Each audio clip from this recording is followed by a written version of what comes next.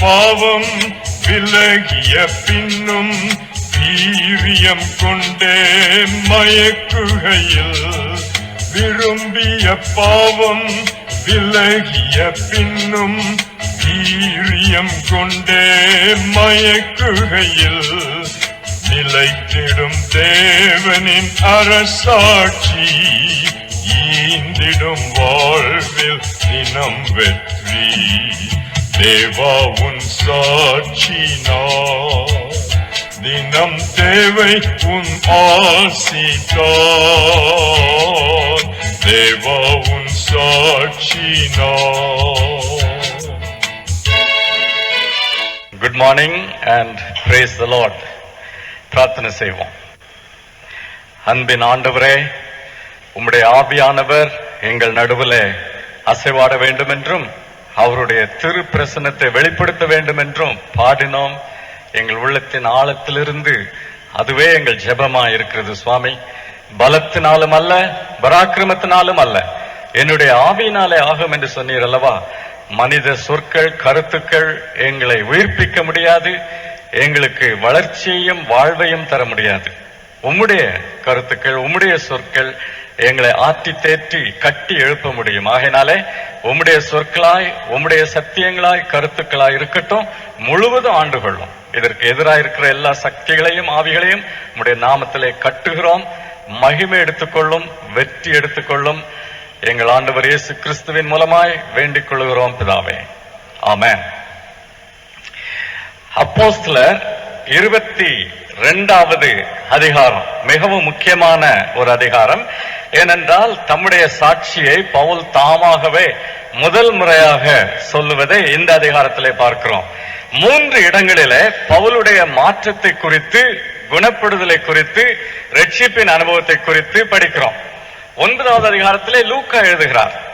அனனியாவிடமிருந்து அதை பெற்றாரோ, பவுலிடமிருந்தே அதை பெற்றாரோ நமக்கு தெரியாது. லூக்கா அநேக விவரங்கள் பவுலிடமிருந்து பெற்றுக் கொண்டிருக்கிறார். சனகரீத் சங்கத்திலே நடைபெற்றதெல்லாம் அவருக்கு தெரிந்திருக்க வேண்டும் என்றால் அது பவுலின் மூலமாகத்தான் அவருக்கு கிடைத்திருக்க வேண்டும். அப்படி ஒருவேளை பவுலின் மூலமாக அந்த விவரங்களை அவர் அறிந்திருக்கலாம். 22வது அதிகாரத்திலே பவுலின் சாட்சி, 26வது அதிகாரத்திலும் பவுலின் சாட்சி, 22வது அதிகாரத்திலே தம்முடைய சொந்த மக்கள், தம்மை எதிர்த்தவர்கள், அவர்களுக்கு முன்பாக சாட்சி. 26வது அதிகாரத்திலே அக்ரிப்பா அரசனுக்கு முன்பாக சாட்சி. ஆக 22வது அதிகாரம் மிகவும் விசேஷமான ஒரு அதிகாரம். படித்திருப்பீர்கள் என்று நம்புகிறேன். எவ்விதமாக இதை நீங்கள் பிரிப்பீர்கள் என்று எனக்கு தெரியாது. நான் இதை சம்பவங்களின் அடிப்படையில் 2 சம்பவங்களை இங்க பார்க்கிறோம் இல்லையா, தெளிவாய் வருகிறது. இதை மறுபடியும் வாசித்தீர்களானால் 2 சம்பவங்கள். ஒன்று சனகரீத் சங்கத்திற்கு முன்பாக, சனகரீத் சங்கத்திற்கு முன்பாகவல்ல, மக்களுக்கு முன்பாக, யூத மக்கள், சனகரீத் சங்கம் பின்னாலே வருகிறது, யூத மக்களுக்கு முன்பாக பவுல் இருந்தது.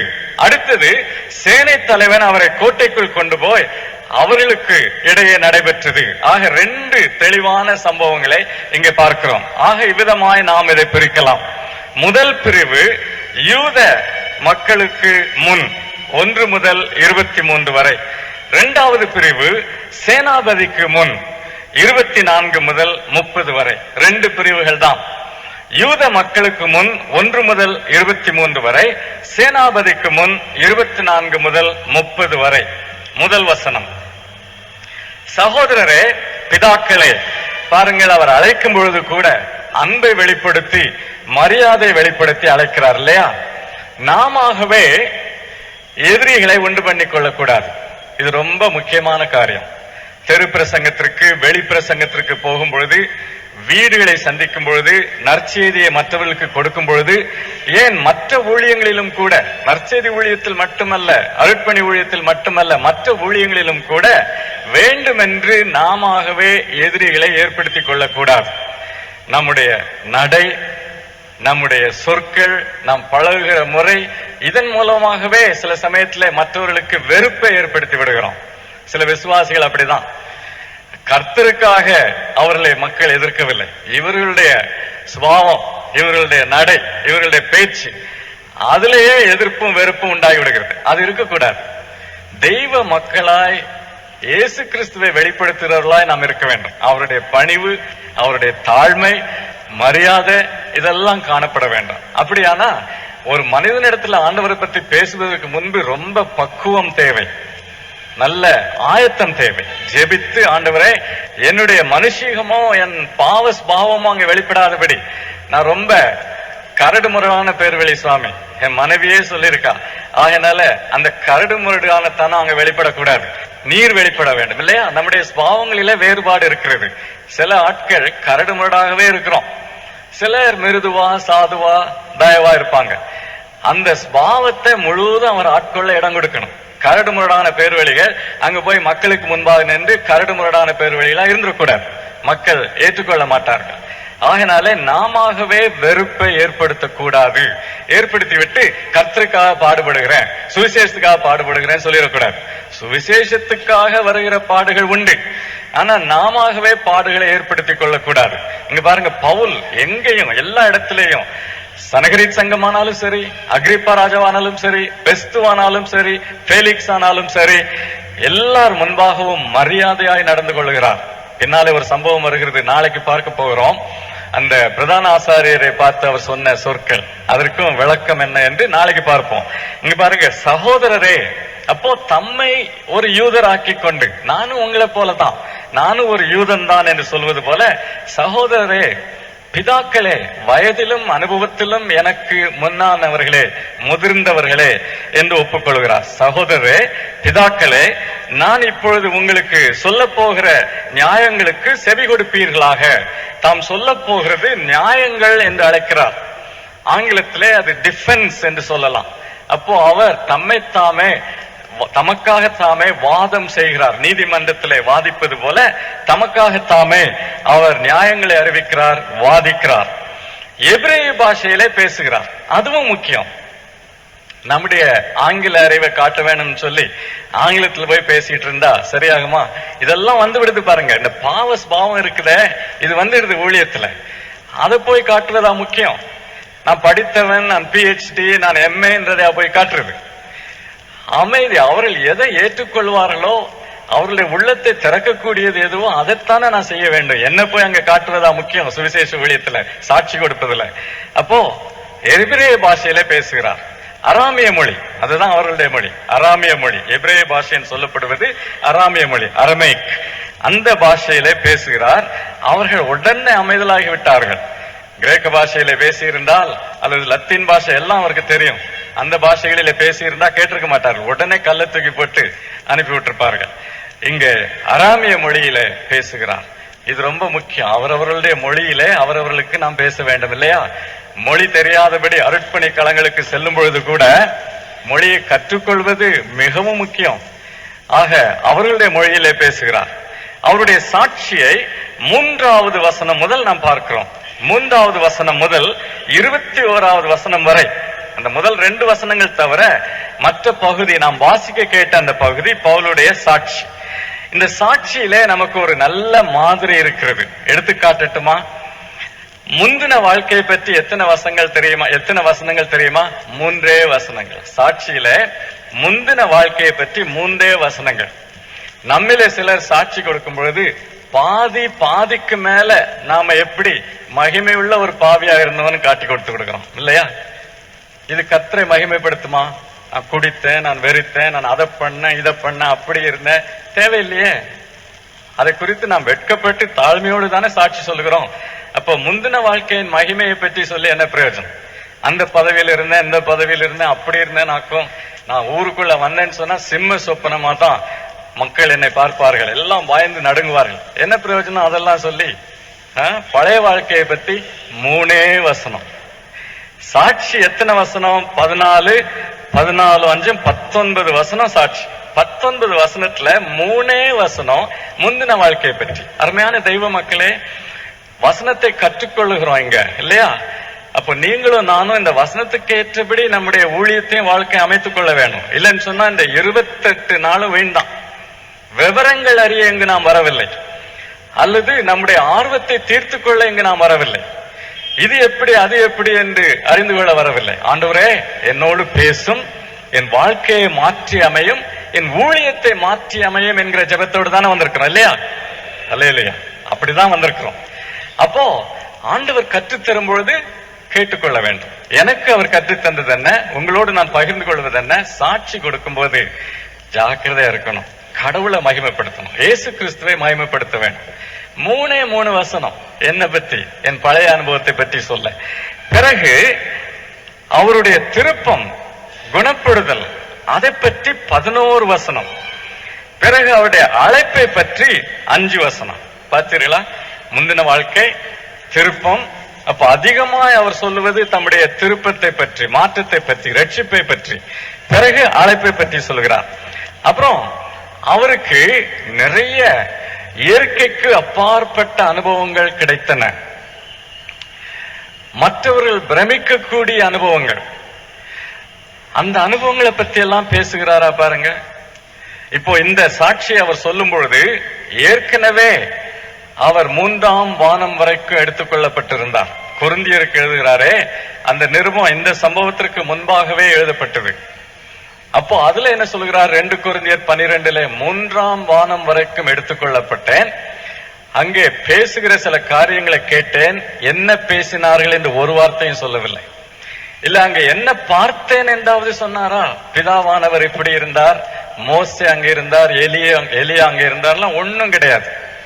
பார்க்கவில்லை என்பதுதான் பொருள். இப்படி 3ஆம் வானம் வரைக்கும் எடுக்கப்பட்ட அந்த அனுபவத்தில் கூட யாரையும் பார்க்கவில்லை, பிதாவையும் பார்க்கவில்லை. கேட்டார், அது என்ன கேட்டார் என்று கூட சொல்லவில்லை. அவ்வளவு நடுக்கத்தோடு, பயபக்தியோடு, தாழ்மையோடு அதை பற்றி ஒரே இடத்துல எழுதிவிட்டு சாட்சி சொல்லும் பொழுது அதை பற்றி பேச்சே கிடையாது. நல்ல ஒரு மாதிரி இல்லையா? நம்ம சாட்சியில பெரும்பான்மை என்ன? நம்முடைய பெரிய அனுபவங்கள். இயேசு கிறிஸ்து காலையில பேசினார் என்னோட, என்னை தொட்டார், நான் அவரை தொட்டேன். இதெல்லாம் அவசியமா இருந்திருக்கலாம், இல்லைன்னு நான் சொல்லல. ஆனா என்ன காரணத்தோடு, என்ன நோக்கத்தோடு இதையெல்லாம் சொல்லுகிறோம்? அவருக்கு மகிமையை கொண்டு வரவா? ஆத்துமாக்களை ரட்சிப்புக்குள் நடத்தவா? விசுவாசிகளை பரிசுத்தப்படுத்தவா? அல்லது நான் எவ்வளவு பெரிய ஆள் என்று காட்டி என்னுடைய சாம்ராஜ்யத்தை கட்டவா? ரொம்ப முக்கியம் இதெல்லாம். சாட்சி எப்படி கொடுத்தார் பாருங்க. கிறிஸ்துவை மகிமைப்படுத்தினார். ஒரே ஒரு இடத்துல மட்டும் தமக்கு கிடைத்த ஒரு தரிசனத்தை பற்றி சொல்லுகிறார். அதுவும் தம்முடைய அழைப்போடு அதை பொருத்தி சொல்லுகிறார். அந்த தரிசனத்தை தரிசனத்திற்காகவே அவர் சொல்லவில்லை. இதெல்லாம் நாம் கற்றுக்கொள்ள வேண்டிய பாடங்கள், அருமையானவர்களே. மற்றவர்களுடைய மாதிரியை நாம் பின்பற்ற வேண்டிய அவசியம் இல்லை. வசனம் என்ன சொல்லுகிறது அதுதான் கனி கொடுக்கும். இல்லைன்னா எல்லாம் அப்படியே உதிர்ந்து போகும். இதெல்லாம் உதிர்ந்து போகும், நிலைத்து நிற்காது. இவ்விதமான ஊழியங்கள் கிறிஸ்துவின் மேல் கட்டப்படுவது, அவரை மகிமைப்படுத்துவது நிலைத்திருக்கும். எது நமக்கு தேவை? நித்தியத்துக்காக நிலைத்திருப்பதா? நாளைக்கு நான் போயிடுவேன் கல்லறைக்குள்ள, என் பேரு கூட போயிடும். ஆனா என் மூலமாய் தொடப்பட்ட ஆத்துமாக்கள், கட்டப்பட்ட சபைகள், மாற்றப்பட்ட ஜீவியங்கள் நிலைத்திருக்கும். அல்லேலூயா. அதுதானே வேணும். வேறு என்ன வேணும் நமக்கு ஊழியத்துல? சாட்சி கொடுப்பதிலே, மேடையில் நின்று பேசுவதிலே எவ்வளவு விழிப்புள்ளவர்களா இருக்க வேண்டும் இல்லையா? கர்த்தர் கனம் பண்ணப்பட வேண்டும், ஆத்துமாக்கள் ரட்சிக்கப்பட வேண்டும், விசுவாசிகள் பரிசுத்தத்திலே கட்டப்பட வேண்டும், ஆத்ம ஆதாயத்திலே, அருட்பணி தரிசனத்திலே கட்டப்பட வேண்டும். அதுதானே நம்முடைய நோக்கம். அப்ப பாருங்க, அவருடைய சாட்சியில் இருந்து இதை நாம் அறிந்து கொள்கிறோம். முந்தின வாழ்க்கையை பற்றி என்ன சொல்கிறார்? பிறப்பு வளர்ப்பை பற்றி 3வது வசனம். பிறப்பு வளர்ப்பு. நான் யூதன், சிலிசியா நாட்டில் உள்ள, முதல்ல அதை ஆரம்பிக்கிறார். ஏன் தெரியுமா? அங்க யூத மக்கள் கொந்தளித்துக் கொண்டிருக்கிறார்கள், அவருக்கு எதிராக இருக்கிறார்கள். அப்போ என்னவெல்லாம் சொல்லி அவர்களை சமாதானப்படுத்த முடியுமோ, அவர்களை ஆதாயம் பண்ண முடியுமோ அதெல்லாம் சொல்லுகிறார். இது ரொம்ப முக்கியம். மற்றவர்களை நாம் ஆதாயம் பண்ண வேண்டும். நம்முடைய சொல்லினாலோ அல்லது நம்முடைய செயலினாலோ தோற்றத்தினாலோ அவர்களை விரட்டிவிடக் கூடாது. யூதன், சிலிசியா நாட்டில் உள்ள தர்சு பட்டணத்திலே பிறந்தவன். அதுவும் ரொம்ப முக்கியம். நான் இங்க உள்ளவன் அல்ல, பாலஸ்தீனத்தில் உள்ளவன் அல்ல, வெளியிலே பிறந்த யூதன். சிலிசியா நாடு, நேற்று சிலிசியா நாட்டில் உள்ள தர்சு பட்டணம் நேற்று நாம் பார்த்த மாதிரி வணிகத்திலும் பல்கலைக்கழக கல்வியிலும் பெயர் பெற்றது. அங்கு பிறந்தேன். இந்த நகரத்திலே கமாலியலின் பாதத்தருகே வளர்ந்தேன். அப்ப அங்க பிறந்தீன்னா உனக்கு எங்களை தெரியாதுன்னு சொல்லிடுவாங்க இல்லையா? அப்ப என்ன சொல்றாரு பாருங்க, எருசலேமிலே நான் வளர்ந்தேன். எனக்கு எருசலேமும் பழக்கம் தான், புதியவன் அல்ல நான். இங்கு கமாலியலின் பாதத்தருகே வளர்ந்தேன். கமாலியல் அவர்களுக்கெல்லாம் நன்றாய் தெரியும். ஹில்லேல் என்று சொல்லப்பட்ட பெயர் பெற்ற யூத ரபியின் பேரன் கமாலியல். ஆகினாலே நல்ல பாரம்பரியம் அவருக்கு இருந்தது, நல்ல மதிப்பு இருந்தது. அந்த கமாலியலுடைய சீஷனாக்கும் நான் மாணவனாக்கும் என்று சொல்லுகிறார். அதோடு கூட இன்னும் என்ன சொல்லுகிறார்? நல்ல பிறப்பை பற்றி சொன்னார், நல்ல படிப்பை பற்றி சொன்னார், நல்ல பயிற்சியை பற்றியும் சொல்லுகிறார். முன்னோர்களுடைய வேத பிரமாணத்தின்படியே திட்டமாய் போதிக்கப்பட்டு முன்னோர்களுடைய வேத பிரமாணம் தம்மை யூத பாரம்பரியத்தோடு அவர் ஒன்றாக்கி கொள்ளுகிறார். நான் வேறுபட்டவன் அல்ல, நீங்கள் என்னை தள்ளிவிட முடியாது. முன்னோர்களுடைய வேத பிரமாணத்திலே நான் கற்பிக்கப்பட்டவன். எனக்கும் அவர்கள் முன்னோர்கள், உங்களுக்கும் அவர்கள் முன்னோர்கள். ஆகையினாலே நான் வெளி ஆள் அல்ல, வேறு ஆள் அல்ல, நீங்கள் என்னை தள்ளிவிட முடியாது. நம்முடைய முன்னோர்களுடைய வேத பிரமாணத்தின்படி திட்டமாய் போதிக்கப்பட்டேன் என்று கூறுகிறார். இதோடு கூட பிலிப்பியருக்கு எழுதின நிருபத்திலே அவர் சொன்ன விவரங்களையும் நாம் எடுத்து பார்ப்போம். பிலிப்பியர் 3வது அதிகாரம் 5வது வசனம். நான் 8ஆம் நாளில் விருத்த சேதனம் அடைந்தவன். அது யூத முறைமை. யூத முறைமையின்படி எல்லாம் சரியாய் நடந்தது. இஸ்ரவேலின் வம்சத்தான், பென்யமீன் கோத்திரத்தான். அந்த நாட்களிலே அநேக மக்கள் தாங்கள் எந்த கோத்திரத்தை சேர்ந்தவர்கள் என்று சொல்ல முடியாது. பேதுருவுக்கு சொல்ல முடியாது, மத்தேயு சொல்ல முடியும், மத்தேயு லேவியின் கோத்திரத்தை சேர்ந்தவர். சிலர் சொல்ல முடியும். பவுல் சொல்லுகிறார், நான் பென்யமீன் கோத்திரத்தான், எபிரேயரில் பிறந்த எபிரேயன், நியாயப்பிரமாணத்தின்படி பரிசேயன். எல்லாம் ஒழுங்காய் அமைந்திருக்கிறது பாருங்கள். சரியான யூதன், பியூர் பிளட் ஜூ அப்படி சொல்லுகிறார். நான் யூதன், பரிசேயன், நியாயப்பிரமாணத்தின்படி பரிசேயன் என்றும் எடுத்து சொல்லுகிறார். அதோடு கூட பிலிப்பியர் 3:6 பக்தி வைராக்கியத்தின்படி சபையை துன்பப்படுத்தினவன், நியாயப்பிரமாணத்திற்குரிய நீதியின்படி குற்றம் சாட்டப்படாதவன், நியாயப்பிரமாணத்தை அப்படியே ஆசரித்தவன். அதைத்தான் இங்கேயும் சொல்லுகிறார். வேத பிரமாணத்தின்படி திட்டமாய் போதிக்கப்பட்டவன். நீங்கள் எல்லாரும் தேவனை குறித்து வைராக்கியம் உள்ளவர்களா இருக்கிறது போல நானும் வைராக்கியம் உள்ளவனா இருந்தேன். பாருங்க, வைராக்கியத்தை பற்றி சொல்லுகிறார். பிலிப்பியருக்கு எழுதும் பொழுதும் அதை சொல்லுகிறார், நான் வைராக்கியம் உள்ளவனாய் இருந்தேன் என்று சொல்லுகிறார். கலாத்தியர்ல இன்னொரு விவரத்தை பார்க்கிறோம். பவுல் ரொம்ப தாழ்மையோடு இந்த காரியங்களை வெளியிடுகிறார். ஒரு தேவை இருக்கும் பொழுது ஒரு காரணத்திற்காகவே அதை சொல்லுகிறார். காரணம் இல்லாதபடி அவர் தம்பட்டம் அடித்துக் கொள்ளவில்லை. காரணத்தோடு தான் கலாத்தியருக்கு எழுதும் பொழுதும் கூறுகிறார், பிலிப்பியருக்கு எழுதும் பொழுதும் இதை கூறுகிறார். கலாத்தியர் 1:14 என்ன சொல்லுகிறார்? என் ஜனத்தாரில் என் வயதுள்ள அநேகரை பார்க்கிலும் யூத மார்க்கத்திலே தேறினவனாய் என் பிதாக்களுடைய பாரம்பரிய நியாயங்களுக்காக மிகவும் பக்தி வைராக்கியம் உள்ளவனாய் இருந்தேன். கலாத்தியருடைய பிரச்சனை யூதர்களாலே, யூத நியாயப்பிரமாணவாதிகளாலே பாதிக்கப்பட்ட ஒரு சபை. அப்போ அந்த நியாயப்பிரமாணவாதிகளுக்கு அவர் பதில் கொடுக்க வேண்டுமானால், நான் என்னுடைய காலத்திலே மற்றவர்களை பார்க்கலும் அதிகமாக நியாயப்பிரமாணத்திலும் வேதத்திலும் சிறந்து விளங்கினவன். அவர் ஒரு பெயர் பெற்ற ரபியாக இருந்தார் என்பது இதிலிருந்து நாம் யூகித்துக் கொள்ளலாம். பெயர் பெற்ற ஒரு ரபியாக. கமாலியல் ஒரு பெரிய ரபி, பவுலும் சாதாரண ரபி அல்ல, அவரும் ஒரு பெயர் பெற்ற யூத ரபிதான். இப்படியாக அவருடைய செல்வாக்கு இருந்தது. 4வது வசனத்துல அவருடைய செல்வாக்கை பற்றி பார்க்கிறோம்.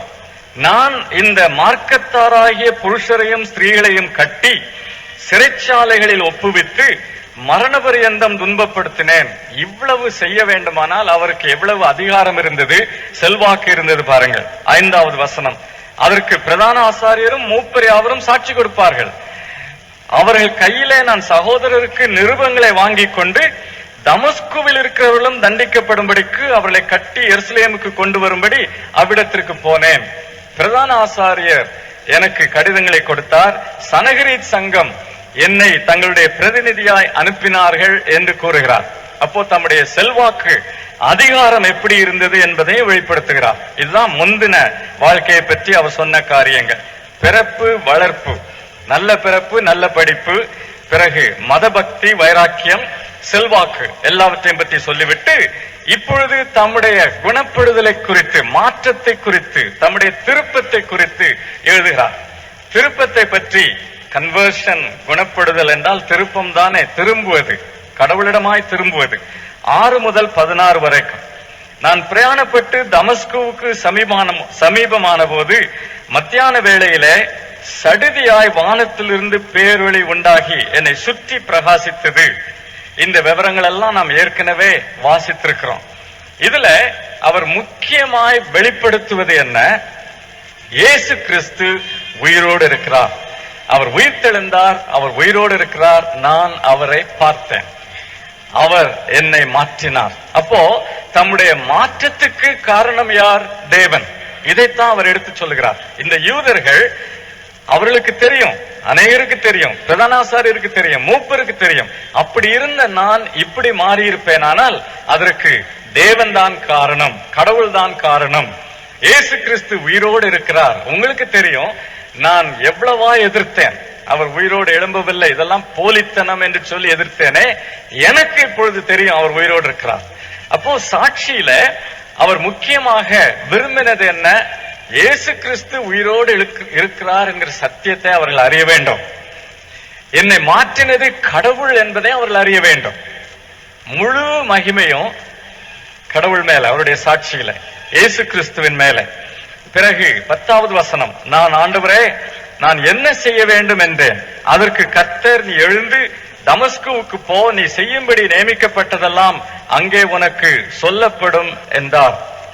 அந்த ஒளியின் மகிமையினாலே நான் பார்வையிட்டு போனபடியால் என்னோடு இருந்தவர்களால் கைலாகு கொடுத்து வழிநடத்தப்பட்டு தமஸ்குவுக்கு வந்தேன்.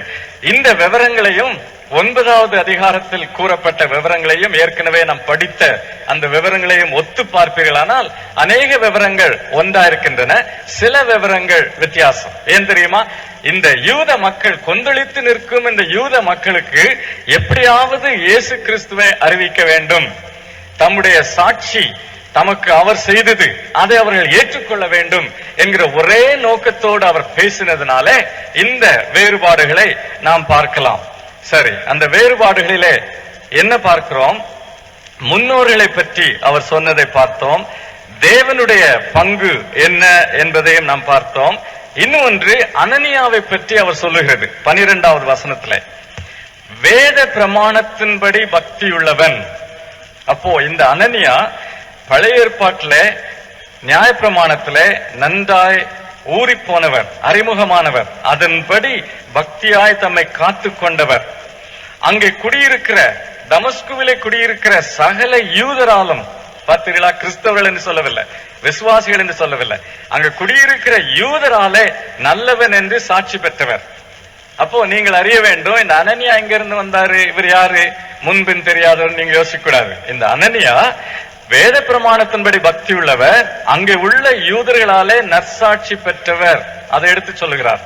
9வது அதிகாரத்திலே பாருங்கள், 9வது அதிகாரம் 10வது வசனம், அனனியா என்னும் பேருள்ள ஒரு சீஷன், அவ்வளவுதான் அங்கே சொல்லப்படுகிறது. சீஷன். இங்கே பவுல் இன்னும் அநேக காரியங்களை சொல்லுகிறார். காரணம் என்ன? இந்த யூத மக்கள் அனனியா அவர் எப்படிப்பட்டவர் என்பதை அறிய வேண்டும், அவர் மூலமாய் செய்யப்பட்ட செயலை ஏற்றுக்கொள்ள வேண்டும். அதற்காகவே அனனியாவுக்கு இந்த அறிமுகம். 13வது வசனம், என்னிடத்தில் வந்து நின்று சகோதரனாகிய சவுலே, அதை குறிப்பிடுகிறார். இந்த மாதிரி வைராக்கியம் உள்ள ஒரு யூதர், நற்சாட்சி பெற்ற யூதர் என்னை சகோதரனே என்று அழைக்கிறார். அதனாலே என்னுடைய அனுபவங்கள் எனக்கு ஏற்பட்டதெல்லாம் அவர் வெறுத்து ஒதுக்கி தள்ளிவிடவில்லை என்பதை வெளிப்படுத்துகிறார். சகோதரனாகிய சவுலே பார்வை அடைவாயாக என்று சொல்லிவிட்டு அனனியா தமக்கு செய்த காரியங்களை அங்கு எடுத்து காட்டுகிறார். அனனியா தமக்கு செய்த காரியங்கள், அவருக்கு பார்வை கிடைத்தது, பிறகு அவருடைய அழைப்பை பற்றி அவருக்கு எடுத்து சொன்னது, பிறகு அவருக்கு ஞானஸ்நானம் கொடுத்தார் என்று இங்கே சொல்லவில்லை, ஞானஸ்நானம் பெற்று உன் பாவங்கள் போக கழுவப்படு என்றான். அப்போ என்னுடைய திருமுழுக்கு, குருடனாய் போன நான் பார்வை அடைந்தது, கடவுளுடைய சித்தத்தை நான் அறிய உதவி செய்தது, இதெல்லாம் என்னை வழிநடத்தின அந்த அனனியா யூதராலே நற்சாட்சி பெற்றவர். அவர் பழைய ஏற்பாட்டின்படி, வேத பிரமாணத்தின்படி, நியாய பிரமாணத்தின்படி பக்தி உள்ளவர் என்பதை பவுல் இங்கே வெளிப்படுத்துகிறார். பிறகு 3வது பகுதி, அவருடைய சாட்சியின் 3வது பகுதி அழைப்பு, அவருடைய அழைப்பு. பவுல் புரஜாதியாருக்கு அப்போஸ்தலரானார். இது தெளிவாய் நமக்கு வருகிறது. 21வது வசனத்தை பாருங்க, நீ போ, நான் உன்னை தூரமாய் புரஜாதிகளிடத்திலே அனுப்புவேன். தூரமாய் என்று சொல்லும் பொழுது பாலஸ்தீனத்திற்கு அப்பால், சிலிசியாவுக்கும் அப்பால் பல இடங்களுக்கு என்று நாம் பொருள்படுத்திக் கொள்ளலாம். தூரமான இடங்களிலே புரஜாதிகளிடத்திலே அனுப்புவேன். அனுப்புவேன் என்கிற அந்த கிரேக்க சொல் அப்போஸ்டலோ, அதுல இருந்துதான் அப்போஸ்லர் என்கிற சொல் வந்தது. அப்போ இதை இன்னொரு விதமாக நாம் சொல்ல வேண்டுமானால், புரஜாதிகளுக்கு நீ அனுப்பப்பட்டவனாவாய், புரஜாதிகளுக்கு நீ அப்போஸ்லனாவாய், புரஜாதிகளுக்கு நீ மிஷனரி ஆவாய். அதுதான் அந்த சொல்லின் பொருள். மிஷனரி, அப்போஸ்லர், அனுப்பப்பட்டவர். புரஜாதிகளிடத்திலே உன்னை அனுப்புவேன், புரஜாதிகளுக்கு அனுப்பப்பட்டவராய், அப்போஸ்லராய் நீ ஆவாய். சரி, இந்த அழைப்பை பற்றி நாம் கவனிக்கும் பொழுது சில சத்தியங்கள், கர்த்தர் நம்மை எப்படி வழிநடத்துகிறார், அழைப்பை நாம் எப்படி உறுதிப்படுத்திக் கொள்ளலாம் என்பதிலிருந்து அறிந்து கொள்ளலாம். பவுல் மாற்றம் பெற்ற பின்பு, திருப்பத்துக்கு வந்த பிறகு, குணப்பட்ட பின்பு என்ன செய்தார்? தமஸ்குவிலேயே சாட்சி கொடுக்க ஆரம்பிக்கிறார். இதைத்தான் நாம் செய்ய வேண்டும். ரட்சிக்கப்பட்ட பின்பு உடனே சாட்சியா இருக்க வேண்டும், செய்ய வேண்டும். பெரிய அழைப்புக்கு காத்திருக்கிறேன், ஊழியத்தை காத்திருக்கிறேன் எல்லாம் சொல்லக்கூடாது. ரட்சிக்கப்பட்ட பிறகு என்னென்ன வாய்ப்புகள் கிடைக்கிறதோ அதை உடனே எடுத்து செய்ய வேண்டும். செய்கிறீர்களா என்பது ஒரு கேள்வி இல்லையா? ரட்சிக்கப்பட்ட பிறகு என்ன செய்திருக்கிறீர்கள்? ஆத்தும ஆதாயம் செய்திருக்கிறீர்களா? அங்க போன இங்க போன, அதை அனுபவித்தேன் இதை அனுபவித்தேன், அதல்ல. ஆத்தும ஆதாயம் செய்திருக்கிறீர்களா? எத்தனை பேரை ஆண்டவரை வழி நடத்தி இருக்கிறீர்கள்? பெருத்த ஊழியங்களுக்காக காத்திருக்கிறேன் என்று சொல்லி சும்மா உட்கார்ந்துருக்க கூடாது. சாட்சி யாரிடத்துல? சாட்சி கடையில, வீட்டுல வேலை செய்யற ஆட்கள் இடத்துல, வருகிறவர்கள் இடத்துல, சந்திக்கிறவர்கள் இடத்துல சாட்சி. அதைத்தான் பவுல் செய்தார். தமஸ்குவிலே கிறிஸ்துவை பற்றி சாட்சி கொடுக்க ஆரம்பித்தார், ஊழியம் செய்ய ஆரம்பித்தார். அங்கே கதவு அடைக்கப்பட்டது. கூடையிலே வைத்து சுவருக்கு மேலே ஏற்றி அனுப்பிவிட்டார்கள். அங்கிருந்து எங்க போனார்? எருசலேமுக்கு. அதற்கு முன்பாக அரேபியாவுக்கு போயிருக்க வேண்டும். அவருடைய வாழ்க்கை வரலாற்றை ஆராய்ந்தவர்கள் என்ன சொல்கிறார்கள்? தமஸ்குவில் இருந்து எருசலேமுக்கு போவதற்கு முன்பு அநேக நாட்கள் அங்கே இருந்தார்கள் என்று பார்க்கிறோம் 9வது அதிகாரத்தில். அப்பொழுது அரேபியாவுக்கு போயிருக்கலாம். அரேபியாவில ஊழியத்திற்காக போயிருக்கலாம், ஊழியம் செய்திருக்கலாம். அதோடு கூட தேவனுடைய பாதத்திலே காத்திருந்து அவருடைய திட்டத்தை தெளிவுபடுத்தி இருக்கலாம். பவுலுக்கு மிஷனரி தரிசனமும் பாரமும் அந்த வேளையிலே தான் உண்மையாக கர்த்தர் வெளிப்படுத்தி அதை பெற்றுக்கொண்டார். புரஜாதிகளுக்கான பாரத்தை பெற்றுக்கொண்டார்.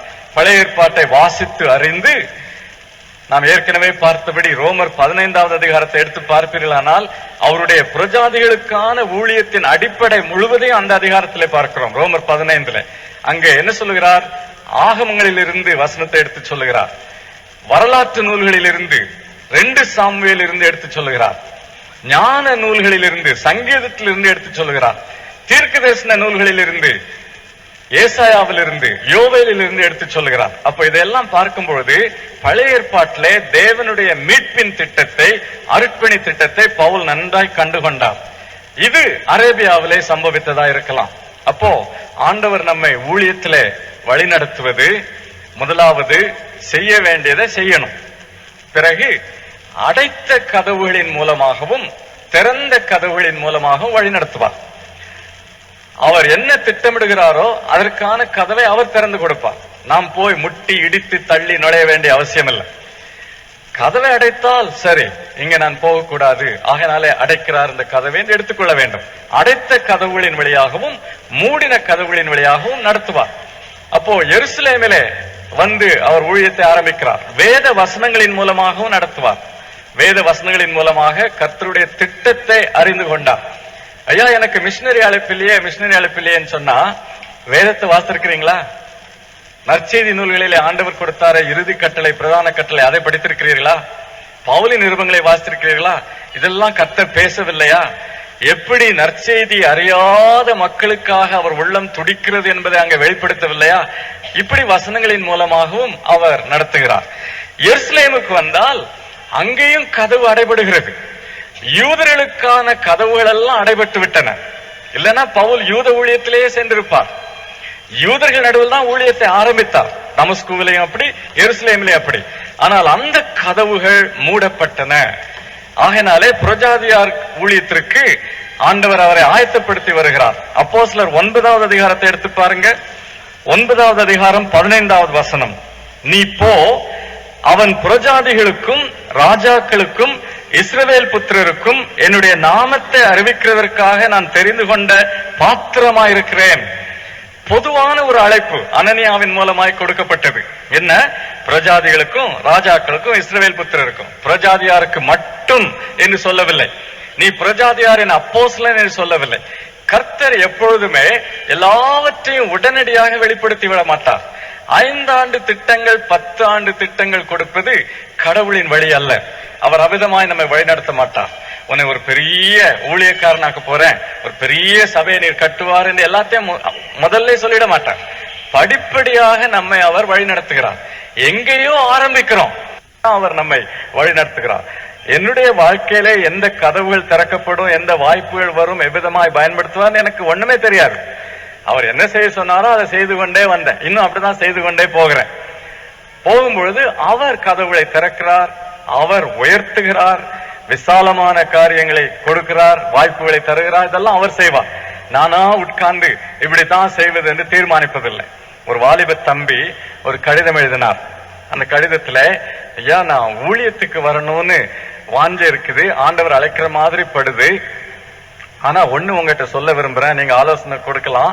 ஒண்ணு சொல்ல விரும்புறேன், இந்தியாவில போய் ஒரு சின்ன பைபிள் ஸ்கூல்ல போய் படிக்கணும்லாம் சொல்லிடாதுங்க. நான் வெளிநாட்டுல போய் ஒரு பெரிய பெயர் பெற்ற இறையியல் கல்லூரியில படிக்க வேணும் என்பதுதான் என்னுடைய ஆவல். கர்த்தரும் அப்படிதான் நடத்துகிறார் போல தெரியுது. பாத்தீங்களா, கர்த்தரும் அப்படிதான் நடத்துகிறார் போல தெரியுது. ஏன்னு சொன்னா உலக அளவுல என்ன ஒரு பெரிய சுவிசேஷன் ஆக்க போறாராக்கும். நான் என்ன எழுதுனேன் தெரியுமா அந்த தம்பிக்கு? தம்பி, உடனே ஒரு ராத்திரியில நம்ம தூக்கி மேடை மேல நிறுத்தி ஒரு பெரிய உலக சுவிசேஷன் ஆக்கி விட மாட்டார். அப்படி எண்ணினு சொன்னா அதுல ரொம்ப ஆபத்துக்கள் இருக்குது. அவர் எங்கேயோ நாம் ஆரம்பிக்கிறோம், உண்மையா அவருக்கு ஊழியம் செய்கிறோம், என்ன செய்ய சொல்றாரோ அதை செய்கிறோம், படிப்படியா உயர்த்துகிறார்.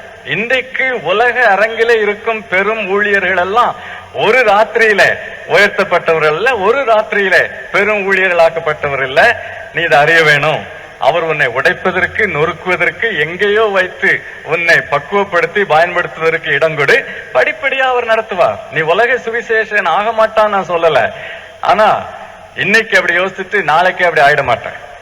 இது படிப்படியா அவர் வழி நடத்தட்டும் என்று அந்த தம்பிக்கு நான் பதில் எழுதினேன். நாம் இதை அறிய வேண்டும். நம்மில் அநேகர் உள்ளுக்குள்ளே பேராவல்கள், பேராசன் கூட சொல்லலாம், பேணி வைத்துக் கொண்டிருக்கிறோம். எல்லாத்தையும் அங்க கொடுத்துட்டு, ஆண்டவரே எப்படியாவது உமக்கு நான் ஊழியம் செய்தா, ஆத்மாக்களை ஆதாயம் பண்ணா, நம்முடைய சபையை கட்டினா போதும் சுவாமி, எங்கேயாவது ஒரு மூலையில, எங்கேயாவது ஒரு கிராமத்துல அல்லது இந்த பட்டணத்துல ஏதாவது ஒரு மூலையில என்ன பயன்படுத்தும் சொன்னா அவர் உயர்த்துவார். சென்னை நகரிலே ஒரு பெரும் சபையை கட்டி எழுப்புவது உங்களுக்கு சித்தமானா ஒரு ராத்திரியில செய்திட மாட்டார். படிப்படியா அவர் உயர்த்தி கொண்டிருட்டோம். நம்முடைய பாஸ்டர் தயானந்தன் சாட்சி சொல்வார்கள், இன்னும் அநேகர் சாட்சி சொல்வார்கள் இல்லையா? அப்படி அருமையான தெய்வ மக்களே, இதை நாம் அறிய வேண்டும். சரி, எருசலேமிலே கதவு அடைக்கப்பட்டது. எருசலேமில் என்ன நடந்தது? 17வது வசனம், தேவாலயத்திலே ஜெபம் பண்ணி கொண்டிருக்கையில். இதையெல்லாம் ஏன் சொல்லணும்? ஏன் சொன்னார் தெரியுமா? இந்த ஞான திருஷ்டி அடைந்தேன்லாம் சொல்றாரு, ஒரு காரணம் உண்டு. தாம் ஒரு பெரிய ஆளு, தரிசனம் கிடைச்சதுன்னு காட்டுறதுக்காக அல்ல. என்ன காரணத்தோடு இதை சொல்லுகிறார்? இந்த யூதர்கள் கொந்தளித்துக் கொண்டிருக்கிறார்கள். அப்போ இவர் தேவாலயத்தை புறக்கணிக்கிறார், நியாயப்பிரமாணத்தை புறக்கணிக்கிறார், யூதருக்கு எதிராக இருக்கிறார் என்பதுதான் குற்றச்சாட்டு.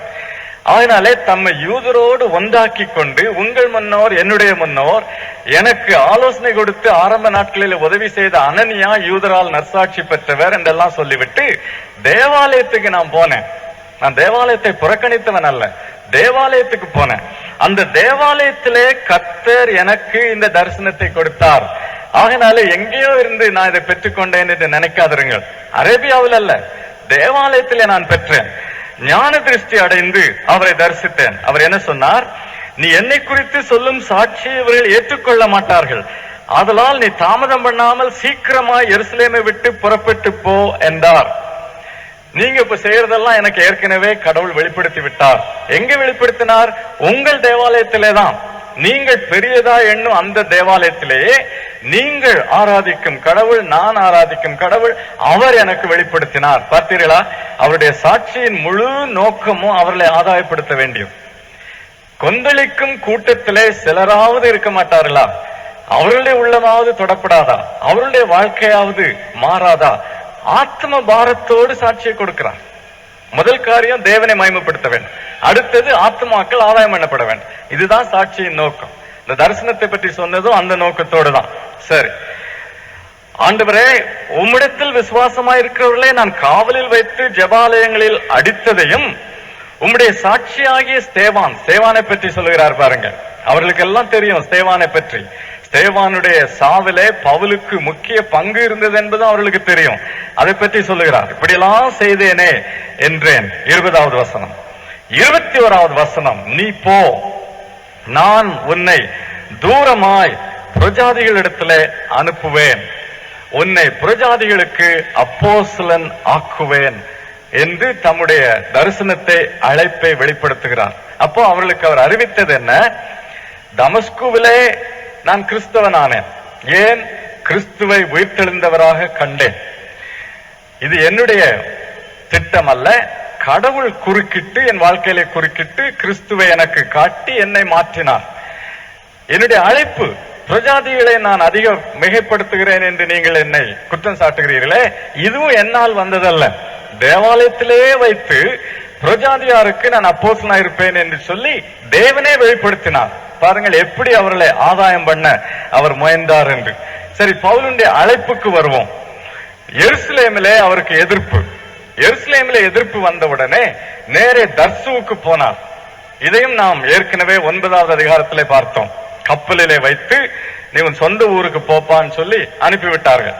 தர்சுவிலே இருக்கும் பொழுது 10 ஆண்டுகள் சிலிசியாவிலும் சீரியாவிலும் ஊழியம் செய்தார். நம்ம வாலிப தம்பிமார் தங்கச்சிமாருக்கு ஒரு பெரிய சோதனை என்ன? ஐயா, நான் அழைப்புக்காக காத்திருக்கிறேன், மிஷினரி அழைப்புக்காக காத்திருக்கிறேன். தம்பி தங்கச்சி, என்ன பண்ணிட்டு இருக்கிற? காத்திருக்கிறேன்னு சொல்லி சும்மா கையை கட்டிட்டு உட்கார்ந்து இருக்கியா? இல்ல, அவர் ஊழியத்துக்காக வெளிப்படுத்துறதுக்காக நான் காத்திருக்கிறேன். இப்ப என்ன செய்யறேன்? இப்ப செய்யணும் ஏதாவது. அப்பதான் அவர் வழி நடத்துவார், படிப்படியாக வழி நடத்துவார். கையை கட்டிக்கொண்டு சும்மா உட்கார்ந்து இருக்கிறவர்களுக்கு அழைப்பு வந்துறார்.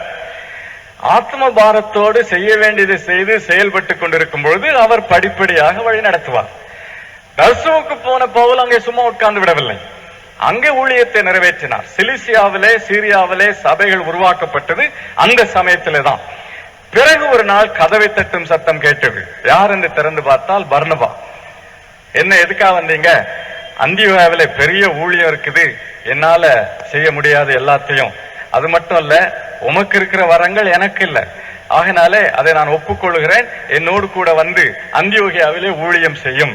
அப்ப பவுல் சொல்லி இருக்கலாம், புறஜாதியாருக்கு என்னை பெரிய மிஷினரி ஆக்குவேன்னு சொல்லி கர்த்தர் வெளிப்படுத்திட்டாருப்பா, இங்க இந்த மாதிரி வேலைக்கெல்லாம் வரமாட்டேன். அந்தியோகியாவில யாருக்கு நான் வேலை செய்யணும், ஊழியம் செய்யணும்? ஏற்கனவே விசுவாசிகளா இருக்கிறாங்களா? அப்ப அவங்களுக்கு எல்லாம் ஊழியம் கிடையாது. நான் வந்து பிரஜாதிகள், சுவிசேஷத்தை கேட்காதுங்க, அங்கதான் போக போறேன். நம்ம எல்லாம் அப்படி சொல்றோம் இல்லையா? அநேக வேளையில சுவிசேஷத்தை கேட்காதவங்களுக்கு தான் போக போறேன். அப்ப இங்க என்ன பண்றீங்க? சபையில என்ன செய்யறீங்க? உங்க சொந்த ஊர்ல என்ன செய்யறீங்க? ஒண்ணும் இல்ல. இங்க ஒண்ணும் செய்யலன்னு சொன்னா, இங்க ஒரு ஆத்மாவை ஆதாயம் பண்ணலன்னு சொன்னா, அங்க மிஷினரி பணிக்களத்துல என்னத்தை சாதித்து விடுவீங்க? இப்படித்தான் இன்றைக்கு அநேக மிஷினரிமார், பாரத்தோடு சொல்லுகிறேன், வேடிக்கையாகவல்ல, அநேக மிஷினரிமார் பணிக்களங்களிலே செயலற்றவர்களாக இருக்கிறார்கள். மிஷினரியாக போறேன்னு போயிடுறது, அங்க ஆத்மாவை ஆதாயம் பண்ண தெரியாது, பக்குவமும் கிடையாது. ஏன்? இங்க செய்யல, இங்க அனுபவம் இல்ல, பக்குவம் இல்ல. அங்க போய் என்னத்தை செய்திட முடியும்? செய்ய வேண்டியதை இப்பொழுதே செய்ய வேண்டும். அப்பதான் படிப்படியா அவர் வழி நடத்துவார். பர்னபா அழைத்த உடனே சென்றார். சிறிய கதவு பெரிய கதவு என்று கடவுளுடைய திட்டத்திலே கிடையாது. எந்த கதவானாலும் சரி அவருடைய கதவு. அல்லேலூயா, அவருடைய கதவு. அருமையான தெய்வ மக்களே, சிறு சபைகளிலே பணியாற்றி கொண்டு சிலுவை சுமக்கும் வாழ்க்கையில் இருக்கும் போதகர்களே, சிறிய ஊழியம் என்று எதையும் நாம் அலட்சியம் செய்யக்கூடாது. சிறிய கதவுகளின் மூலமாய், சிறிய ஊழியங்களின் மூலமாய் பெரிய காரியங்களுக்கு கர்த்தர் வழி நடத்துவார். அந்தியோகியாவுக்கு அழைத்து சென்றார் பர்னபா. பர்னபாவுடனே கூட சேர்ந்து ஏற்கனவே விசுவாசிகளா இருந்தவர்களுக்கு ஊழியம் செய்கிறார் பவுல். அது ஒருபடி.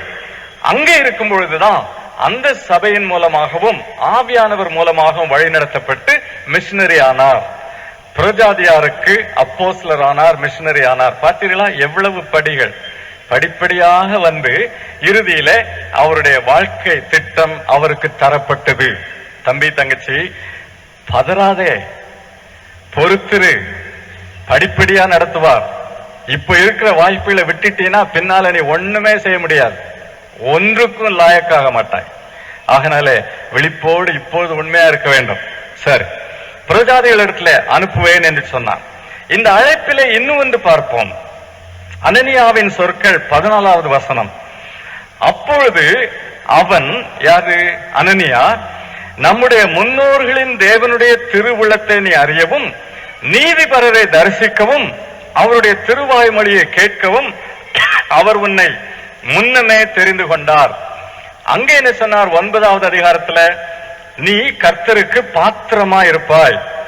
எப்படிப்பட்ட பாத்திரம்? பிரஜாதிகளுக்கும் ராஜாக்களுக்கும் இஸ்ரவேல் புத்திரருக்கும் அவருடைய நாமத்தை அறிவிக்கிற பாத்திரம்.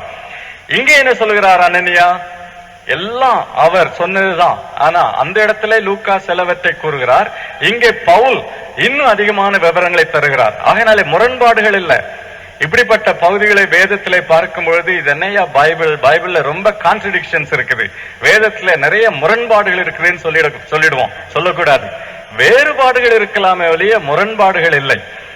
வேறுபாடுகளுக்கு காரணம் உண்டு. லூக்கா சில விவரங்களை தந்தார். தம்முடைய சாட்சியை சொல்லும் பொழுது பவுல் வேறு விவரங்களை தருகிறார். ஏன் இதை சொல்லுகிறார் பவுல்? எதற்காக அவர் அழைக்கப்பட்டார்? பாருங்க, அழைப்பை பற்றி நாம் படிக்கும் பொழுது முக்கியமா அறிந்து கொள்ள வேண்டிய ஒரு சத்தியம், பல சத்தியங்களிலே இதுவும் முக்கியமான ஒரு சத்தியம். அழைப்பு எதற்காக? தேவனுடைய திரு உள்ளத்தை நீ அறிய வேண்டும். அவருடைய உள்ளத்தோடு உன் உள்ளம் ஒன்றி இல்லாவிட்டால் அவருடைய உள்ளத்துடிப்பை அறிய முடியுமா? அவருடைய உள்ளத்துடிப்பை அறிய வேண்டுமானால் நான் அவருடைய உள்ளத்தோடு ஒன்றினவனாக இருக்க வேண்டும். ராபர்ட் பியர்ஸ், பாப் பியர்ஸ் என்று வேர்ல்ட் விஷன் என்கிற பெரிய உலக அளவிலே இன்றைக்கு செயல்பட்டு வரும் நிறுவனத்தை நிறுவின பாப் பியர்ஸ் கொரியா நாட்டுக்கு போய் 1953வது ஆண்டு வேர்ல்ட் விஷனை ஆரம்பிப்பதற்கு முன்பு அங்கு உள்ள மக்களின் தேவையை பார்த்தார். விதவைகள், அனாதைகள், பட்டினியால் வாடுகிறவர்கள், கொரிய போரின் விளைவால் பாதிக்கப்பட்டவர்கள், இதெல்லாம் பார்த்துவிட்டு உள்ளத்தை உடைப்பது என் உள்ளத்தையும் உடைக்கட்டும் ஆண்டவரே என்று செபித்தார். Let my heart be broken with the things that break the heart of God. கடவுளின் உள்ளத்தை உடைப்பது என் உள்ளத்தையும் உடைக்கட்டும். அப்போ நம்முடைய அழைப்பில முதலாவது என்ன? அவருடைய உள்ளத்துடிப்பை நாம் அறிய வேண்டும். அவருடைய திரு உள்ளத்தை அறிய வேண்டும். நாம திட்டம் போட்டு இதை செய்ய போறேன் அதை செய்ய போறேன் என்பதல்ல. கர்த்தர் சென்னைக்காக தாம்பரத்திற்காக பாரம் கொண்டிருக்கிறார். அந்த உள்ள துடிப்பு ஆண்டவரே நான் அறியட்டும், அதை என்னோடு பகிர்ந்து கொள்ளும். சோதோமை பற்றிய நம்முடைய பாரத்தை ஆபிரகாமோடு பகிர்ந்து கொண்ட தேவனே, தாம்பரத்தை பற்றிய பாரத்தை என்னோடு பகிர்ந்து கொள்ளும். சென்னையை பற்றிய பாரத்தை, இந்திய நாட்டை பற்றிய பாரத்தை என்னோடு பகிர்ந்து கொள்ளும். உலகத்தை பற்றிய பாரத்தை என்னோடு பகிர்ந்து கொள்ளும். திருவுள்ளத்தை அறிவது. அடுத்தது நீதிபரரை தரிசிப்பது. இது வேண்டுமென்றே பவுல் இந்த வார்த்தையை பயன்படுத்துகிறார். நீதிபரர் என்பது மேசியாவை காட்டும் ஒரு சொல். கும்ரான் சமுதாயம் என்று சொல்லி ஒரு சமுதாயம் பழைய ஏற்பாட்டுக்கும் புதிய ஏற்பாட்டுக்கும் நடுவில் உள்ள காலத்திலே அவர்கள் இயங்கினார்கள். வனாந்திரத்திலே, யூதேயாவின் வனாந்திரத்திலே போய் தனியா இருந்து கொண்டு அவர்கள் வாழ்க்கையிலே அதிக கண்டிப்புள்ளவர்களாய், அறநெறி வாழ்க்கையிலே கண்டிப்புள்ளவர்களாய், அதிக பக்தி உள்ளவர்களாய் காணப்பட்டார்கள். கும்ரான் சமுதாயம். யோவான் ஸ்நானகன் ஒருவேளை அதை சேர்ந்தவராய் இருக்கலாம் என்று சில வேத அறிஞர்கள் கூறுகிறார்கள். இந்த கும்ரான் சமுதாயத்திலே அவர்களுடைய எழுத்துக்களிலே மேசியாவை குறிக்க த ரைச்சஸ் ஒன், நீதிபரர் என்கிற சொல் பயன்படுத்தப்பட்டது. அப்போ யூதர்களுக்குள்ளேயே நன்றாய் தெரியும், நீதிபரர் சொன்னா மேசியா. இங்க சொல்லுகிறார், நான் யூதருக்கு விரோதி என்று சொல்கிறீர்களே, யூத முறைமைகளுக்கு விரோதி என்று சொல்கிறீர்களே, என்ற அழைப்பே மேசியாவை தரிசிக்க, நீதிபரரை தரிசிக்க. ஏன் அவரை தரிசிக்க வேண்டும்? நம்முடைய அழைப்பில ஏன் அது முக்கியம்? அன்றாடகம் தினந்தோறும் அவர் முகத்தை நான் பார்க்க வேண்டும். என்மேல் தம் கண்ணை வைத்து என்னை நடத்தும் தேவன். நான் ஒரு முகத்தை பார்க்கலன்னு சொன்னா எங்க கண்ணை வைத்து நடத்த முடியும் இல்லையா? நான் எங்கேயோ பார்த்துக்கிட்டு இருக்கிறேன், அவர் முகத்தை பார்க்கல. அருமையானவர்களே, அக்கம் பக்கம் பார்ப்பது, பராக்கு பார்ப்பது விசுவாச வாழ்க்கையிலே ஊழியத்திலே வரக்கூடிய ஒரு பெரிய சோதனை. பராக்கு பார்த்து கொண்டு இருக்கக்கூடாது. அந்த கரை பச்சையா, இந்த கரை பச்சையா, அங்க செழிப்பா இங்க செழிப்பா, இதெல்லாம் ஊழியனுக்குரிய காரியம். அவர் மேல் முகத்தை வைத்து கண்ணை வைத்து என்னை அவர் நடத்துவதற்கு இடம் கொடுக்க வேண்டும். அப்போ அவர் சொல்லுவார், இந்த கிராமத்துக்கு போ, அந்த இடத்துக்கு போ என்று அவர் சொல்லுவார். இல்லை, ஆனா அதை விட்டுடுவேன். அங்கே எங்கேயும் பார்த்துக்கிட்டு இருந்தேன்னு சொன்னா அவர் என்ன சொல்கிறார், கண்ணை வைத்து என்பதை விட்டு விடுவேன். அப்ப பவுல் சொல்கிறார், என்னுடைய அழைப்பு அவர் உள்ளத்தை அறிய வேண்டும், அவர் முகத்தையே பார்த்து கொண்டு இருக்க வேண்டும். மூன்றாவது, அவருடைய திருவாய் மொழியை கேட்க வேண்டும். அவர் பேச நான் கேட்க வேண்டும் தாழ்மையோடு. ஏனென்றால் நான் உங்களிலே ஒருவன் இல்லையா, நான் ஒரு பெரிய எங்கேயோ வந்துடல, உங்களிலே ஒருவனாக, உங்களோடு கூட உள்ள உடன் ஊழியனாக தாழ்மையோடு இதை கேட்கட்டுமா? ஆண்டவருடைய சத்தத்தை இன்னைக்கு காலையில கேட்டீங்களா? வேதத்தை வாசித்து காத்திருந்து அவர் பேசுவதை கேட்கிறோமா? அவர் பேசுவதை கேட்காமலே, அவர் சத்தத்தை கேட்காமலே ஊழியம் செய்கிறவர்கள் உண்டு. அநேகர் ஊழியத்துல சில சமயம் இருப்பு பாதையிலே, ரயில்வே டிராக்ல சில வண்டிகள் என்ஜின் இருக்காது, முன்னே இருந்து இழுக்க பின்னே இருந்து தள்ள, அது பாட்டுக்கு ஓடிக்கொண்டிருக்கும். என்னன்னு விசாரித்தா எங்கேயோ ஏதோ ஒரு இடத்துல ஒரு என்ஜின் அதுக்கு ஒரு தள்ளு கொடுத்தது, அந்த வேகத்துல இது ஓடிட்டு இருக்குது. அந்த மாதிரி தான் சிலருடைய ஊழியம். வல்லமை இல்லை, பரிசுத்த ஆவியானவரின் வழிநடத்துதல் இல்லை, பிரசன்னம் இல்லை. அவர் முகத்தை நான் பார்க்கிறேன், இன்னைக்கு காலையில பார்த்தேன், அவர் என்னோடு பேசினார், அவருடைய உள்ளத்தை நான் அறிவேன் என்கிற நிச்சயம் இல்லாதபடி என்றைக்கோ கிடைத்த ஒரு தள்ளுதல், ஒரு புஷ், ஒரு இடி, அதை வச்சு ஓடிட்டு இருக்குது காரியம். அப்படி இருக்கலாமா? அப்படி இருக்கலாமா? அழைப்பு என்ன? உன் அழைப்பு என்ன? பெரும் காரியங்களை போய் சாதி என்று சொல்லல. என்கிட்ட இரு, என்கிட்ட இருந்தா நான் மெதுவா மெல்லிய சத்தத்துல சொன்னா கூட நீ கேட்க முடியும். அப்போ என் சத்தத்தை கேளு, என் முகத்தை பாரு, என்னுடைய உள்ளத்தை அறிந்து கொள், அதன் விளைவாய் படிப்படியாய் உன்னை நடத்துவேன், பெரிய காரியங்களை செய்வாய். கர்த்தர் நம்மை காத்துக் கொள்வாராக. செதற பண்ணுகிற காரியங்கள் உண்டு, வழிவிலக பண்ணுகிற காரியங்கள் உண்டு, பக்க பாதைகள் உண்டு, அதுக்கெல்லாம் இடம் கொடுத்துடக்கூடாது. இப்படி பிரஜாதியாருக்கு நீ அப்போஸ்தலனாவா என்று சொன்னார். அதை கேட்ட உடனே அதுதான் அவர்களுக்கு பிடிக்காது. யூதர்கள், நீ யூதர்களுக்கு என்னதான் செஞ்சுட்டு போ, புரஜாதியார் அவர்களையும் கொண்டு வருகிற உள்ள. புரஜாதியான் முதல்ல யூதனாக வேண்டும், பிறகுதான் அவன் கிறிஸ்தவனாக வேண்டும். புரஜாதியானை நேரடியாக கிறிஸ்தவனாக்கிவிடக் கூடாது இல்லையா? அப்போ புரஜாதியாரை பற்றி அவர் சொன்ன உடனே கூக்குரலிட்டார்கள், புழுதியை தூற்றினார்கள். அப்போ சேனாபதி என்ன செய்தார்? அடுத்த பகுதி சேனாபதிக்கு முன் 24 முதல் 30 வசனம் வரை. இங்கே சேனாபதி 2 தவறுகளை செய்வதற்கு இருந்தார். ஒன்றை செய்து விட்டார், பவுலை வாரினாலே அழுத்த கட்டினார், 25வது வசனம். பிறகு அடிப்பதற்கு ஆயத்தமானார், 24வது வசனத்தின் இறுதி பகுதி. சவுக்கால் அடித்து விசாரிக்க சொன்னான். ரோம குடியுரிமை பெற்ற ஒருவர் விசாரணைக்கு முன்பு அடிக்கப்படக்கூடாது. ஆண்டவராகிய இயேசுவை அடித்தார்கள். ஆனா இங்கே ரோம குடியுரிமை பெற்ற பவுல். ரோம குடியுரிமை என்றால் என்ன? ரோம அரசுல பெரிய பதவி வகிக்கிறவர்களுக்கு அது உரிமையாக தரப்படும். அப்போ பதவியில் இருக்கிறவர்களுக்கு கொடுக்கப்படுகிற ஒரு உரிமை. அதோடு கூட ரோம அரசுக்கு சேவை செய்கிறவர்கள், உண்மையாக சேவை செய்கிறவர்கள், அவர்களுக்கு சன்மானமாக தரப்படும். அது ஒரு சன்மானம். மூன்றாவதாக பிறப்பு உரிமை. ரோமர் நேரடியாக ஆளுகிற சில இடங்கள் உண்டு. சிலிசியா, தர்சு எல்லாம் ரோமர் நேரடியாக ஆளுகிறது. அப்போ அங்கே பிறந்தவர்களுக்கு, பவுலை போல உள்ளவர்களுக்கு அது பிறப்புரிமையாக வந்துவிடும். இன்னும் சிலர் ஊழல் நிறைந்த கிளவுதியூராயனின் ஆட்சியில, கிளவுதி ராயனின் ஆட்சி ஊழல் நிறைந்த ஆட்சி, நமக்கெல்லாம் பழக்கம் ஆயிட்டு இல்லையா ஊழல் ஆட்சி என்று சொன்னா. அந்த மாதிரி கிளவுதி ராயனின் ஊழல் ஆட்சியில பணம் கொடுத்து பெற்ற உரிமை. கிளவுதியூ இந்த சேனை தலைவன் அப்படித்தான் பெற்றான், பணம் கொடுத்து, லஞ்சம் கொடுத்து ரோம குடியுரிமையை பெற்றுவிட்டான். ரோம குடியுரிமை இருந்தால் பெரிய ஸ்லாக்கியங்கள் உண்டு, வசதியான வாழ்வு உண்டு, அதற்காகத்தான் அதை பெற்றுக் கொள்வார்கள். பவுலுக்கு அந்த உரிமை இருந்தது. இதை கேள்விப்பட்ட உடனே சவுக்கால் அடிப்பதை நிறுத்திவிட்டான். சவுக்கு என்று சொன்னால் என்ன தெரியுமா? ஒரு மரக்கட்டையில தோல் வார்கள், தோலினாலான வார்கள் பொருத்தப்பட்டிருக்கும். அந்த வார்களின் நுனியில ஒரு எலும்பு அல்லது ஒரு உலோகம், கூரிய எலும்பு, கூரிய உலோகம் பொருத்தப்பட்டிருக்கும். அப்போ மரக்கட்டையில வாரின் நுனியில எலும்பு அல்லது முள், இதை வைத்து அடித்தால் அப்படியே சதையை பிய்த்துக் கொண்டு வரும். இப்படித்தான் அடித்தார்கள் நம்முடைய ஆண்டவரை. இந்த அடியினாலே, சவுக்கு அடியினாலே செத்தவர்கள் உண்டு, அல்லது வாழ்நாள் முழுவதும் ஊனமாயிருக்கும்படி ஊனமுற்றவர்கள் உண்டு. பவுலுக்கும் அதை செய்ய ஆயத்தமா இருந்தார்கள். ஆனா ரோம குடியுரிமை பெற்றவர் என்று கேள்விப்பட்ட உடனே நிறுத்திவிட்டார்கள். கர்த்தர் எப்படியெல்லாம் தடுத்து ஆட்கொள்ளுகிறார் இல்லையா? அருமையானவர்களே, தேவனுடைய செயல்முறையிலே ஆட்கொள்ளுகிறார், தடுத்து ஆட்கொள்ளுகிறார். He rules, he also overrules. சில வேளைகளிலே அனுமதித்து விடுவார், பிறகு தடுத்து ஆட்கொள்ளுவார். ஆக ரெண்டும் நம் வாழ்க்கையிலே நடைபெறும். ஆட்கொள்வார், தடுத்து ஆட்கொள்வார். அவரே நாம் சேவிக்கிறோம். அல்லேலூயா. பிரார்த்தனை செய்வோம். அன்பின் ஆண்டவரே, இந்த சத்தியங்களுக்காக உம்மை துதிக்கிறோம். உம்முடைய அழைப்பை குறித்து இன்னும் சந்தேகத்தோடு கேள்விகளோடு இருக்கிறவர்களுக்கு நீர் உறுதிப்படுத்தும் சுவாமி. உம்முடைய அழைப்பை கண்டுகொள்ள தங்களால் ஆனதை இப்பொழுதே உமக்கென்று செய்ய வழி நடத்தும். அதோடு கூட நீர் ஆளுகிறவர், தடுத்து ஆளுகிறவர் என்கிற அந்த நிச்சயத்திலே, அந்த தைரியத்திலே முன்னேறி செல்ல, எந்த எதிர்ப்பையும் பொருட்படுத்தாது முன்னேறி செல்ல எங்களுக்கு உதவி செய்யும்.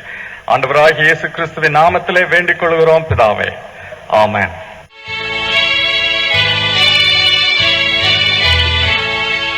தேவா உன் சாட்சினார், தினம் தேவை உன் ஆசிதான். தேவா உன் சாட்சினார், நித்தியமான ஜீவனை தந்தீர், சத்தியத்தில் என்னை நடத்துகிறீர். நித்தியமான ஜீவனை தந்தீர், சத்தியத்தில் என்னை நடத்துகிறீர். ஆவியின் பலனை அனுபவித்தே வாழ வைத்தீர் என்றும் மாதிரியாய். தேவா உன் சாட்சினார், தினம் தேவை உன் ஆசிதான்.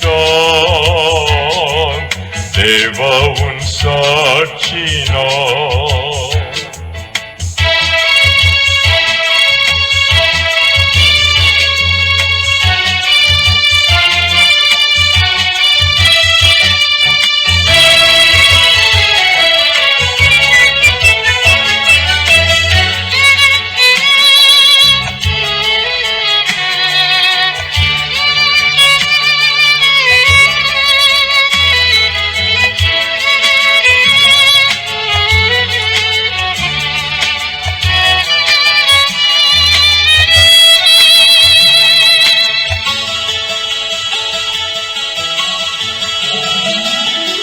விரும்பிய பாவம் விலகிய பின்னும் வீரியம் கொண்டே மயக்குகையில்.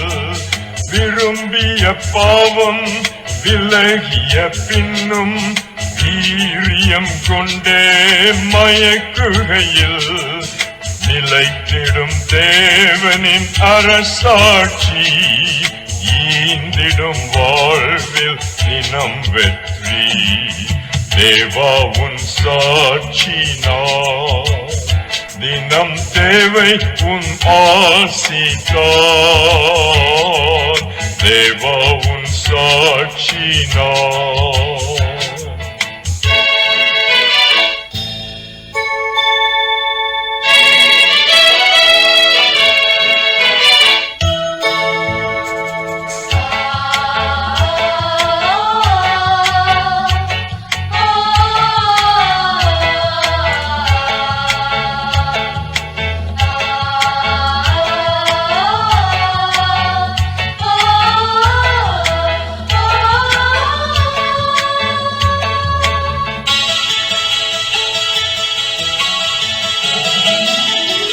எனக்கெதிராக யார்தான் உண்டு, என் மேல் குற்றம் சுமத்துவதார். எனக்கெதிராக யார்தான் உண்டு, என் மேல் குற்றம் சுமத்துவதார். எல்லாமே எனக்கு இயேசுவில் உண்டு, என் வாழ்வில் அவரே நீங்காத சொத்து. தேவா உன் சாட்சினார், தினம் தேவை உன் ஆசிதான். தேவா உன் சாட்சினார்.